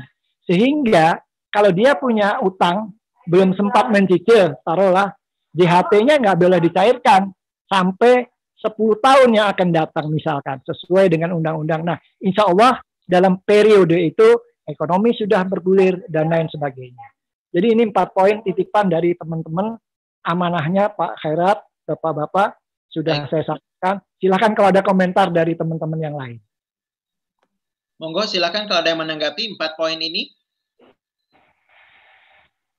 Kalau tidak ada, saya izinkan. Silakan Pak. Karena ini waktunya sudah pas. Saya izin sebentar aja Pak untuk yang silakan Pak nomor 2 mungkin Pak Odang ya, untuk yang nomor 2. Ya. Kalau kita lihat filosofi dari Undang-Undang SJSN itu kan sebenarnya memang segala jenis bantuan iuran itu untuk diprioritaskan untuk saudara-saudara kita yang memang miskin dan tidak mampu ya Pak Odang ya. Nah, saya sendiri belum tahu nih yang akan ditargetkan oleh Bappenas ini di 2020-2024 skema PBI JKK-JKM ini yang seperti apa. Kalau memang ini diberikan untuk mereka-mereka yang sangat rentan Pak Odang, misalkan nih kita targetkan pilih-pilih dulu nih karena juga uang kita nggak banyak, katakan misalkan untuk nelayan, petani yang memang pas-pasan sekali penghasilannya, yang umumnya mereka penggarap-penggarap saja, bukan yang punya lahan. Saya sih nggak terlalu keberatan dengan skema kayak tadi, dengan skema yang diusulkan oleh Bappenas ini. Lagi-lagi targetnya ini yang kalau memang memenuhi syarat yang orang miskin dan tidak mampu, saya rasa itu sah-sah saja. Jadi syarat jadi insentif untuk peserta JHT ini juga bagus juga sebenarnya, tapi lagi-lagi tadi kita lihat ya Pak Odang ya, jangan sampai nanti kalau usulan kayak tadi jadi insentif dari JHT, sedangkan nanti yang mampu bayar JHT itu adalah mereka-mereka usaha-usaha yang lebih mampu gitu loh Pak. Jadi nanti sayangnya anggaran ini buat ngebantu orang-orang yang relatif mampu. Itu yang perlu kita lihat juga. Lagi-lagi tadi uang yang kita punya ini untuk ke siapa lebih pasnya nih, Rp1 ke si A lebih bermanfaat nggak? Misalkan kayak saya kasih, kalau Pak Khairat nih ngasih ke saya 100.000, itu saya mungkin sudah sangat-sangat bersyukur dibanding kalau ngasih 100.000 ke Pak Odang. Mungkin Pak Odang arti angka segitu nggak terlalu besar. Ya, mungkin kurang lebih kayak gitu silogismenya, gimana kita ngasih ke yang orang miskin dan tidak mampu dulu yang kita prioritaskan. Apalagi ketika kita sekarang Pak Odang, sektor pertanian kita, perikanan kita juga dari sisi nelayan gitu ya, itu profesi-profesi yang sekarang makin kemari makin kurang gitu loh. Padahal kita untuk mensupport ketahanan pangan itu perlu sekali gitu loh. Nah, lagi-lagi tadi lihat target pesertanya ya Pak Odang ya. Itu terkait yang nomor 2 ini. Kalau yang lain-lainnya sih lagi-lagi tadi Pak. Tapi saya juga nggak menjanjikan sesuatu ya Pak, mohon dicatat. Oh, dengan sendirinya. Saya nggak menjanjikan sesuatu, cuman tadi ketika kita punya bukti-bukti, analisis yang bagus, umumnya kami di Kementerian Keuangan itu akan sangat senang dengan masukan-masukan seperti tadi. Terima kasih Pak. Ya, Pak Khairat. Terima kasih Pak Ronald atas tanggapannya. Ya, silakan Pak. Siapa yang mau bicara? Silakan Pak Odang. Bukan Pak Roberi yang mau bicara. Ya. Oke, sorry, nggak kelihatan saya. Silakan Pak Roberia, monggo. Ya, kalau di perencanaan yang dibuat oleh Bappenas pada peta jalan jaminan sosial yang rancang peraturan presiden juga baru selesai harmonisasi sebelum saya berangkat ke sini. Apa yang disampaikan Pak Odang tadi, kita waktu bahas memang sudah konsen Pak. Penerima bantuan iuran itu seharusnya kita kembalikan ke semangat Undang-Undang Dasar. Di pasal 34 ayat 2 Undang-Undang Dasar itu sudah tegas Pak. Memang negara mengembangkan sistem jaminan sosial nasional dalam konteks itu memberdayakan masyarakat miskin, masyarakat yang lemah dan tidak mampu. Jadi bukan pada konteks kalau penerima bantuan iuran tanda kutip kita pelihara, berarti sesungguhnya kita masih belum mencoba memikirkan amanah Undang-Undang Dasar. Karena memelihara kan penerima bantuan iuran itu bagi saya terkandung kontekstual filosofi hukumnya adalah memelihara orang tidak mampu. Gitu. Nah harusnya pada konteks kita memberikan stimulus ini, saya berpikir dari tadi mencoba berpikir kalau data di terakhir yang saya punya waktu rapat harmonisasi itu, JHT itu baru 20% kepesertaan. Nah, karena baru 20% kepesertaan data tahun 2019, berarti PR bangsa masih banyak. Nah, dengan pola stimulus ini, bisakah kita mendorong semua perusahaan-perusahaan UMKM ini mendaftarkan dirinya dan pekerjanya kepada badan pengelola, sehingga tentu dengan janji dengan stimulus tadi, kalau dia mendaftarkan maka akan diberikan stimulus. Kalau dia tidak mendaftarkan, dia tidak diberikan stimulus. Jadi kalau pertanyaan Pak Ronald tadi pada posisi apakah peserta lama atau peserta baru, saya malah kita berpikir a contrario. Jadi kepesertaan jaminan sosial karena ini amanah konstitusi yang pada posisi perubahan mendasar Undang-Undang Dasar Negara Republik Indonesia ini, salah satunya adalah pada posisi jaminan sosial. Negara hadir adalah untuk mesejahterakan rakyat ya. Nah, pemerintah akan memberikan stimulus, tapi dengan cara jadilah kepesertaan baik dirinya si pengusaha maupun si pekerja didaftarkan kepada badan pengelola dan baru pemerintah memberikan stimulus. Nah, dengan cara seperti ini, semoga istilahnya kalau di swasta itu branding marketingnya badan pengelola atau social insurance ini, branding marketingnya menjadi satu daya tarik untuk karena begitu rendahnya kepesertaan JHT baru 20%. Nah, sementara tadi usulan Pak Odang 6, sekian triliun tadi, pertanyaan Pak Ronald jadi masuk juga, apakah itu untuk peserta yang lama? Kalau peserta yang lama, misalkan nanti kita butuh data lagi dari BP Jamsostek, seberapa banyak perusahaan yang terdampak. Jangan sampai peserta yang sudah 20% ini ternyata tidak banyak yang terdampak, sementara dana yang kita berikan stimulus sudah begitu tinggi. Jangan jadi konsumsi politik juga, menjadi beban pemerintah juga. Nah, kalau usulnya dengan pertemuan ini, stimulus tadi menjadi daya tarik, si perusahaan dan si pekerjanya didaftarkan kepada badan pengelola, sehingga dia akan berikan stimulus, entah stimulusnya dalam bentuk iuran, kita tidak mengunci pada bentuk iuran saja. Kan banyak stimulus seperti tadi apa yang disampaikan oleh Bu Ilza tadi, bisa saja pada posisi ada bank-bank yang memang memberikan kredit, kemudian ternyata bank itu sendiri juga tidak kepesertaan jaminan sosial tenaga kerja juga belum gitu loh.